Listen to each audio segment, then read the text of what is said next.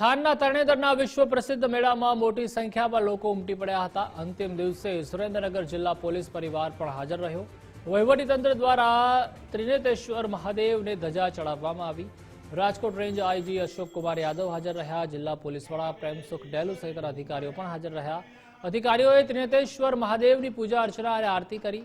તમામ અધિકારીઓએ મેળામાં પરંપરાગત રાસની પણ રમઝટ બોલાવી।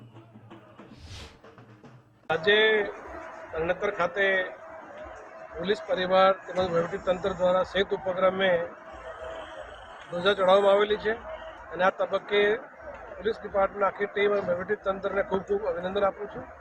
સાથે સાથે આ વિસ્તારના જે લોકો છે એ પણ વહીવટીતંત્ર અને પોલીસ સાથે ખંભાથી ખંભા મળાવીને કામ કરેલ છે। એના કારણે તમામ પ્રકારની જે ટ્રાફિકની વ્યવસ્થા હોય, બીજી સુરક્ષાની વ્યવસ્થા હોય, મેળા દરમિયાન કોઈપણ પ્રકારનો અનિચ્છનીય બનાવ બનેલ નથી અને ખૂબ જ નિર્વિઘ્ન રીતે મેળો સંપન્ન થયેલ છે। આ તબક્કે ફરીથી તમામ ટીમોને ખૂબ અભિનંદન આપું છું।